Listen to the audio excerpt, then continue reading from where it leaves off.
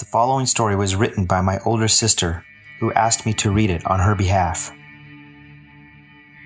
I was a 19-year-old girl and living near New York City. I was part of a hiking adventure group and had been participating since I was 12.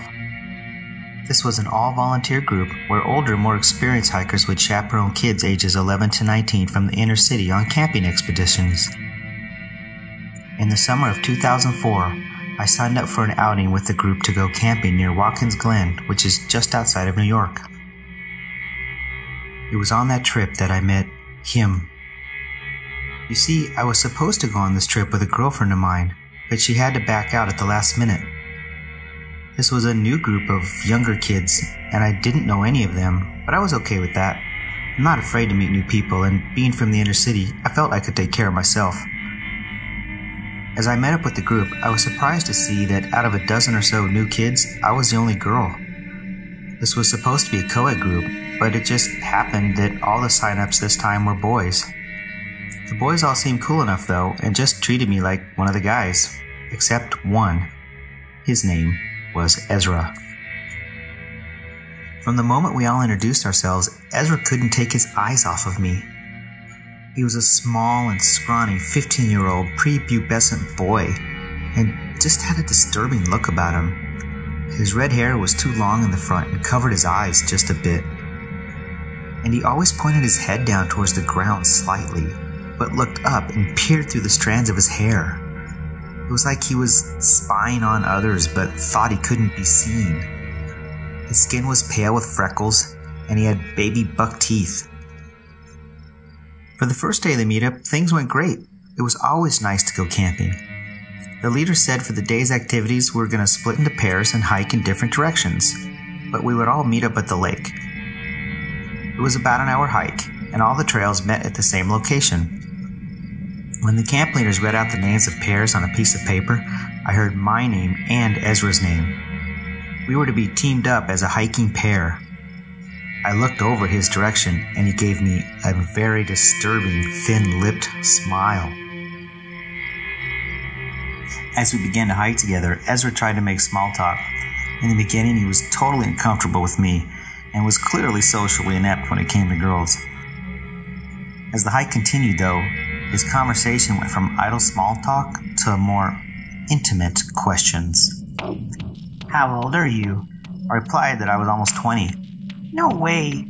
You don't look like more than 14. The younger ones are the cutest, I think." He continued to ask where I lived, what type of phone I have, and all that. I tried to give him non-specific answers. Then things got very strange. "You have really nice, pale skin like me. You should really put sunscreen on so you don't burn. I have some in my backpack. I can put some on you." "No, thank you," I replied. He kept insisting though. "It's okay. You really need it. I can put it on your back where you can't reach." "No, I don't want you to do that. Thank you anyway," I replied. At this point, I felt totally awkward. I was wearing just an athletic tank top because it was so hot out, and I kept catching him looking at my chest. Again, he kept pressing me to let him put sunscreen on my skin. I had to get very firm with him and took a tone of adult speaking to a child by saying, "Ezra, no. I've already told you I don't want you to touch me. Stop asking me. Do you understand?" "Yes," he said sheepishly as he looked down at the ground. Things were quiet for a few minutes. Then, totally out of the blue, he said, "So, do you know what bondage or S&M is?" I was absolutely stunned at what this little kid just said to me. I pretended like I didn't know what he meant. I tried to change the subject, but he continued. He went into detail about how it involved tying up girls, whipping them, burning them, or giving them electric shock. He was clearly aroused by the subject too. I started to panic a little bit. This was not cool. However, I didn't want him to see any fear or discomfort on my part, thinking that might entice him. Here I was, out in the woods, alone with this creepy rapist in training, and starting to think he might actually try to do something to me. Although I was freaking out inside, I remained cool. I moved my hand to my waist. What Ezra didn't know, what he couldn't have known, was that I had my knife with me. I take Shank everywhere I go, even though they were forbidden on the camping trip. Did I mention I'm from the inner city? Sensing my discomfort, Ezra said, just kidding. But he didn't stay normal for long. You know you have beautiful, flawless, pale skin. The kind that shows bruises and rope burns easily. Holy shit, I thought as I gripped the handle of my knife and focused on the trail ahead. You must use moisturizer. Then, unbelievably, this preteen freak show kid asked me if I had ever fantasized about rape role-playing, if I was a virgin, or if I'd like to be tied up. Just then, he reached out and caressed my arm.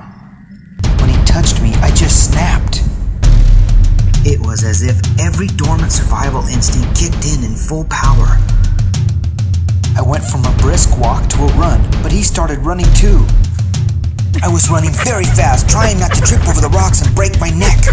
I could hear him giggling behind me like he thought it was some sort of game. I finally arrived at the lake and met up with the rest of the group. Thank God. I went to a chaperone and asked to switch partners. The chaperone got the message and gave me a new partner.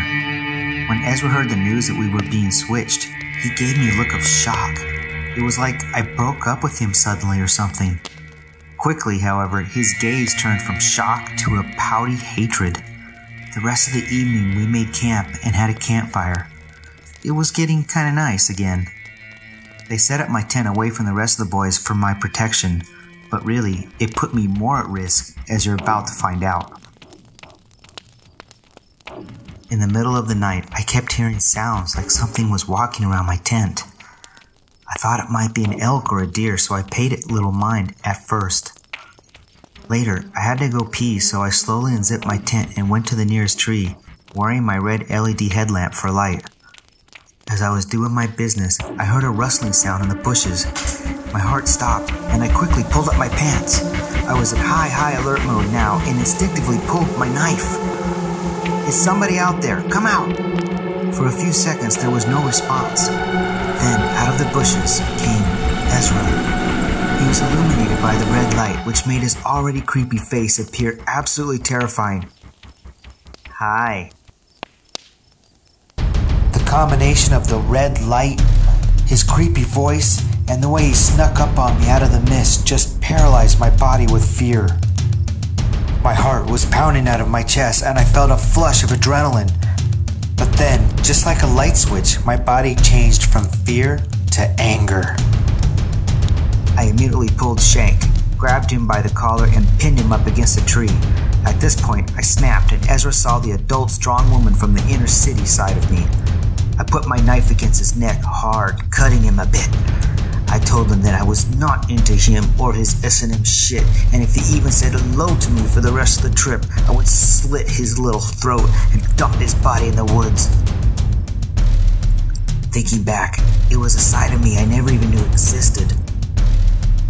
Ezra's eyes welled up, but he nodded in agreement. I slammed him away from the tree and threw his ass into the dirt. He fell down hard and looked up at me, shocked, then ran off to his tent. The next day, he was silent and never even looked at me.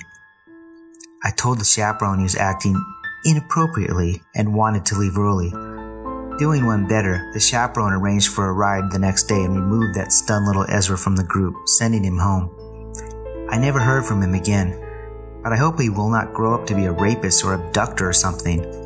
One thing's for sure, that little shit was not right in the head.